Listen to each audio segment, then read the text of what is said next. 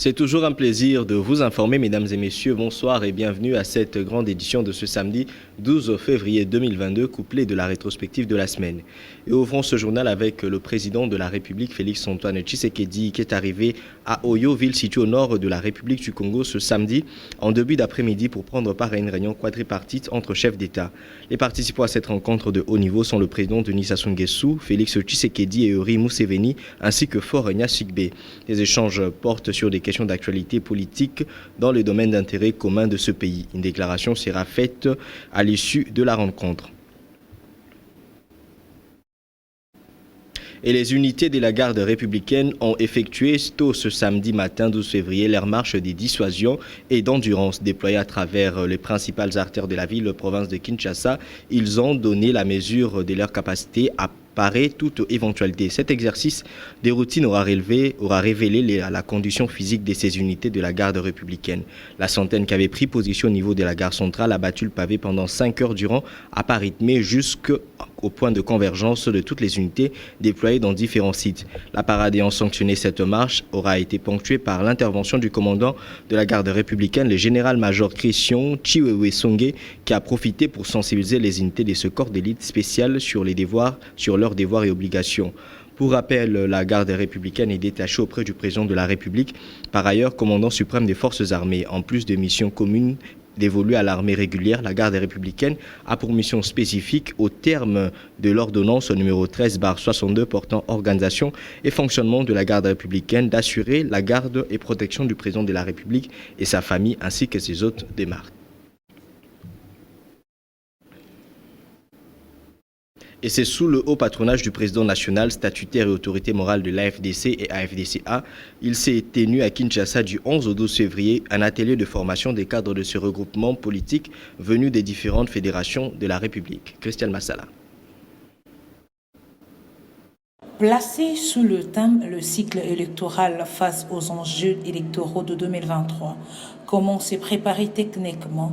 Cet atelier vise à renforcer les capacités du cadre de ce regroupement politique sur tous les aspects de réforme électorale. Pour Elodie Mouzigirois, secrétaire nationale en charge du processus électoral de l'AFDCA, le but est de quintupler son score aux prochaines échéances électorales face à la feuille de route et le calendrier présenté par la CENI. Alors, nous ne pouvons pas dire que non, parce qu'il y a des contraintes, des difficultés, il n'y aura pas élection, donc on ne doit pas se préparer. Non. En principe, les élections se préparent au lendemain des proclamations des élections passées. Ça veut dire que c'est déjà en 2018, donc après la proclamation des résultats de 2018, que les élections de 2023 devaient commencer à se préparer. Donc, c'est pour dire que, en tant que secrétaire national en charge du processus électoral de mon parti, de mon regroupement, il est de mon devoir d'alerter les candidats, les potentiels candidats, je vais dire, les hauts cadres du parti, les secrétaires qui ont en charge, les secrétaires exécutifs qui ont en charge les questions électorales et les questions juridiques, de veiller et de rester vigilants face aux différentes phases telles que présentées dans la feuille de route. Josette Kayamboula Matadi, cadre de l'AFDCA, a indiqué l'heure et à point nommé pour le parti politique de conscientiser par rapport aux échéances à venir. C'est que les partis politiques puissent affûter leurs armes pour que nous puissions affronter les élections en 2023. Et la CENI, qui est déjà organisée, est en train d'organiser de sensibiliser tous les partis politiques pour qu'ils soient dans l'ordre de bataille pour que les élections se passent dans des bonnes conditions. Alors aujourd'hui, nous, l'AFDC allié par le leadership de l'autorité morale, le professeur Modeste Bahati Lukwebo, nous sommes venus pour affûter nos armes, apprendre comment nous allons nous comporter pour les échéances à venir. Dans la même lancée, Peggy Chiswaka, cadre de l'AFDC, a rappelé les biens fondés de cet atelier. Alors, il est très important aux acteurs électoraux de comprendre et de maîtriser l'arbitre qui va nous départager dans ces enjeux. Il est aussi important de comprendre les phases des cycles électoraux et ses défis et de faire l'analyse du calendrier électoral de la CENI. Plusieurs modules de formation seront animés par 2 experts électoraux. Et Douglas Chibambe, un des présidents de la jeunesse congolaise, a porté de son expertise au cours des consultations nationales de la jeunesse congolaise qui ont débuté depuis le 7 février et prendront fin le 17 février prochain au Conseil national de la jeunesse congolaise. Arfalon Bassakissa et Jean-Sidi Atezo.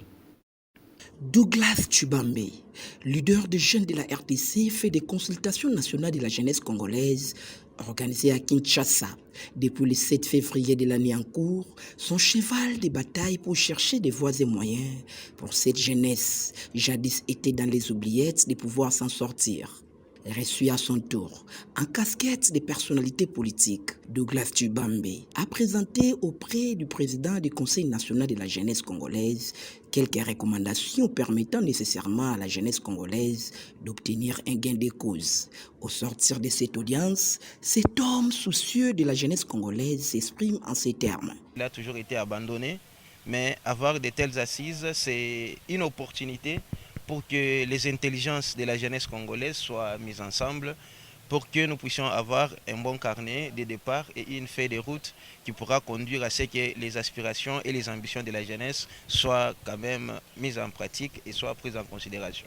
La plus grande qualité sur laquelle on a misé sur ma personne, c'est la force que nous avons fait en 2018 au moment des élections. Nous étions les jeunes courageux, les jeunes ambitieux de la ville de Kinshasa qui ont osé. Retenez que ces consultations s'inscrivent dans le cadre d'élaborer un programme national de la jeunesse congolaise. Et puis ouvrant la page rétrospective dans ce journal, direction le Parlement où le président de la Chambre haute, Modeste Batilou-Kwebo, avait reçu mardi 8 février la délégation de Geoscan, une firme allemande du secteur minier. Au centre de l'échange, une coopération gagnant-gagnant entre la RDC et la firme allemande. Suivez. La détection avec précision des ressources souterraines pétrolières et minérales de la RDC à l'aide des satellites a été au centre de l'audience que le président du Sénat, le professeur Modeste Batilou-Kwebo, a accordé le mardi 8 février 2022 à une délégation de l'entreprise allemande Geoscan, spécialisée dans l'exploration des ressources naturelles. Conduite par les sénateurs allemands, la délégation a fait part de la volonté de leur entreprise de travailler avec le gouvernement congolais en vue de permettre à la RDC de redéfinir avec précision sa carte géologique. Nous sommes les fondateurs et propriétaires de la société Geoscan qui se spécialise dans la détection des ressources souterraines à partir d'images satellites. Nous sommes venus aujourd'hui présenter au président du Sénat la technologie que nous avons et offrir nos services à votre grand pays. Nous pensons que il était très intéressé. Nous avons suggéré un partenariat qui va faire gagner beaucoup à la RDC. Avec nos méthodes, nous pouvons aller sonder jusqu'à une profondeur de 10 km, que ce soit sur des lieux où l'on a déjà découvert des mines ou des lieux non encore découverts. Notre méthode est à la fois rapide et elle n'est pas aussi chère que les méthodes conventionnelles. Donc pour un pays large qui a autant de ressources comme la RDC, c'est une méthode idéale. Nous offrons le même service aux sociétés privées afin de donner de la précision à la fois aux entreprises privées qu'au gouvernement à quels endroits il faut creuser. Nous sommes en train de faire tourner 50 projets en ce moment, principalement pour le pétrole et le gaz et pour les électrominéraux, tels que le cuivre, le lithium, le manganèse et le cobalt. Nous avons des clauses de confidentialité avec certains des pays où nous ne pouvons pas les citer. Nous sommes impliqués dans des projets au sud de l'Afrique et à l'ouest de l'Afrique. Et en Asie du Sud-Est, nous sommes dans de très larges projets. Modeste Batilou-Kwebo a salué la démarche tout en reconnaissant que cette exploration va aider les pays à décourager les entreprises minières qui roulent quelquefois les gouvernements en sous-estimant les stocks des réserves mises à leur disposition au détriment de la République. Le président du Sénat a par ailleurs recommandé à la délégation allemande de rencontrer le Premier ministre Jean-Michel Samaloukonde, qui est le coordonnateur des actions du gouvernement. Et après le Sénat, c'est à la primature que la firme allemande Geoscan a été reçue par le Premier ministre Jean-Michel Samalukonde Kyenge au centre de l'échange. Un seul point était à l'ordre du jour, comment investir dans le sol congolais en cette année 2022. Christelle Massala. Pour la première fois en République démocratique du Congo, la firme Geoscan spécialisée dans l'exploration de la terre au moyen de la télédétection a rassuré le chef du gouvernement congolais sa disponibilité et son intention d'investir dans le sol congolais. Le gouvernement du Congo savent qu'est-ce qu'il y a dans le sous-sol. C'est nouveau. Nous pensons qu'il y a encore beaucoup de place pour des mines aujourd'hui inconnues. Et nous sommes ici pour donner une meilleure position en négociation pour le gouvernement.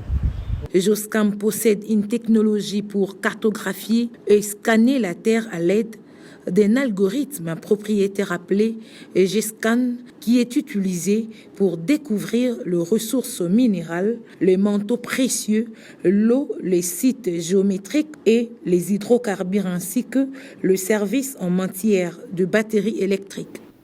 Et quittant la primature pour l'hôtel du gouvernement, le Premier ministre Jean-Michel Samalukonde Kyenge avait reçu en audience le caucus des députés nationaux de la province du Kasaï central venu lui parler de problèmes de leur circonscription. Suivez.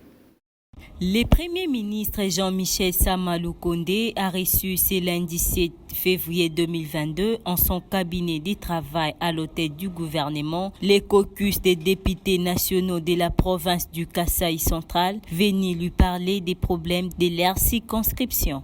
L'honorable Donatien Kapongo Mounioka, qui a parlé à la presse au nom de tous les élus nationaux du Kasaï central, a affirmé que leur caucus a remis au chef du gouvernement un mémorandum contenant toutes les questions du développement socio-économique de leur circonscription électorale. Premier ministre,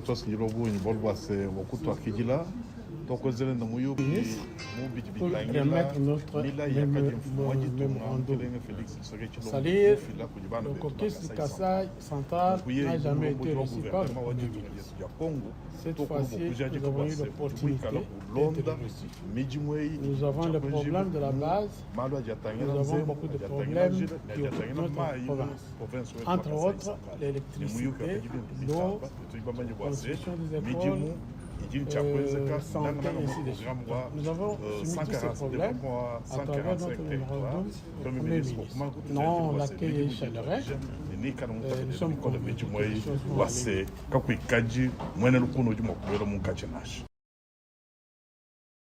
Direction Béatrice Hôtel où il s'est ouvert durant 2 jours les travaux de la révision des textes réglementaires de la CENI où les membres du bureau et de la plénière ont durant 2 jours cogité les idées pour y adapter les textes du règlement administratif et financier ainsi que le code de bonne conduite. Suivez.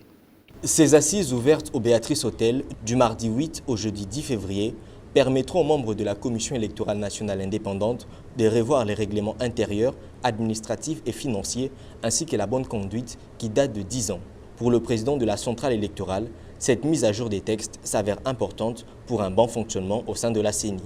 Je suis heureux que nous nous retrouvions à ce moment ici pour continuer nos travaux. Vous savez que nous avons tenu tour à tour le séminaire d'imprégnation, l'atelier sur la planification stratégique et avons publié la feuille de route électorale ainsi que le calendrier réaménagé de l'élection de gouverneurs et vice-gouverneurs de province.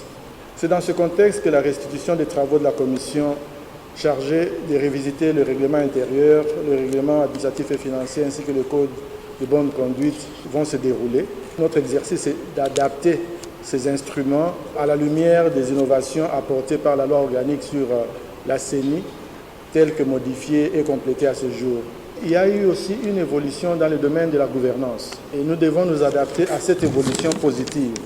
Nous devons imprégner les valeurs que nous avons définies lors de notre planification stratégique. Ici, je pense particulièrement à la bonne gouvernance. Le premier vice-président, à son tour, donnait un aperçu de la finalité des travaux de réadaptation des textes de la CENI. C'est conformément à une recommandation de la plénière qu'une commission avait été mise en place, une commission qui avait comme mission de travailler sur quelques textes réglementaires, notamment les règlements intérieurs, le règlement administratif et financier, et enfin le code de bonne conduite.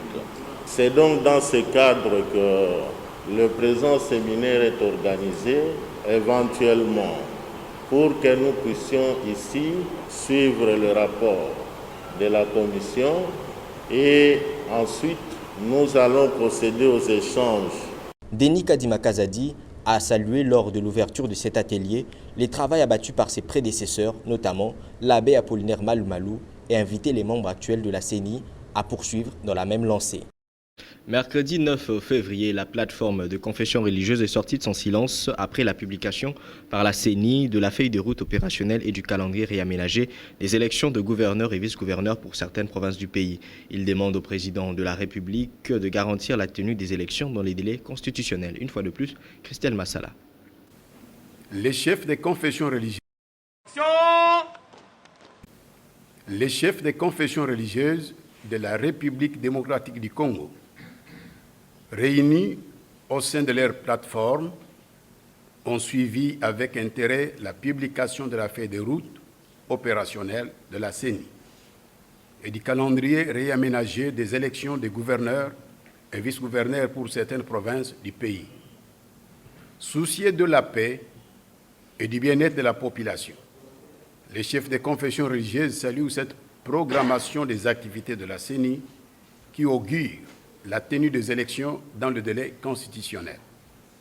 À l'analyse de la feuille de route, les chefs des confessions religieuses notent ce qui suit. 1. La CENI accorde une place de choix à la sensibilisation demeurée parents pauvres lors des processus électoraux de 2011 et 2018. 2. Les chefs des confessions religieuses apprécient également l'intérêt que la CENI accorde à la mise en place des cadres de concertation, ce qui dénote sa volonté de conduire un processus électoral transparent, ouvert et accessible à toutes les parties prenantes. 3. Cependant, les chefs des confessions religieuses estiment qu'au vu de l'état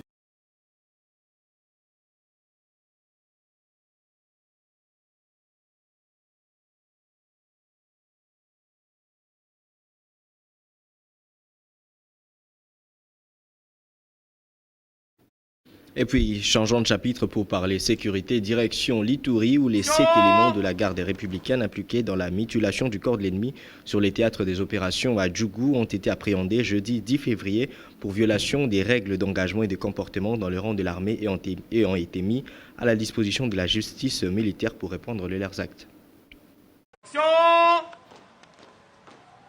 Alter. Gauche. Gauche. Arrêté sur le champ de bataille pour mutilation du cadavre, cet élément de la garde républicaine acheminé auprès du gouverneur militaire. Ces hommes en uniforme n'ont pas observé les règles d'engagement et de comportement avant, pendant et après les opérations, a dit le lieutenant-général Luboya Kanchamadjouni devant la crème militaire. Vous êtes parmi les soldats Bitumba. Mais ceux qui vous ont ça la Bitumba, ils ont il faut vous respecter. Toyokani, bokei na opération, bosali opération malamu, bozui Nyangarai, bozui Lipri, bozui na ba village nyoso ezalaki pembeni wana.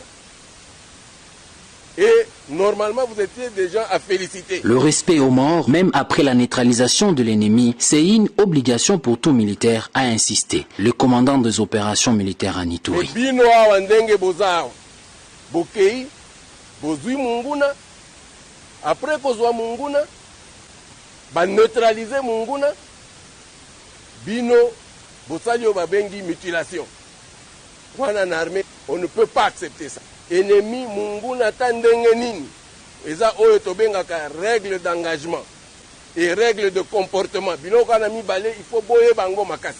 Munguna ata soki babomiye, vous devez respecter son corps. Vous êtes une armée professionnelle, en plus une unité d'élite. Vous n'avez pas le droit de faire ça. Mis à la disposition de la justice, ces éléments de forces armées vont répondre de leurs actes conformément à la loi, a conclu le commandant des opérations militaires, le lieutenant-général Luboya Kanchamadjoni.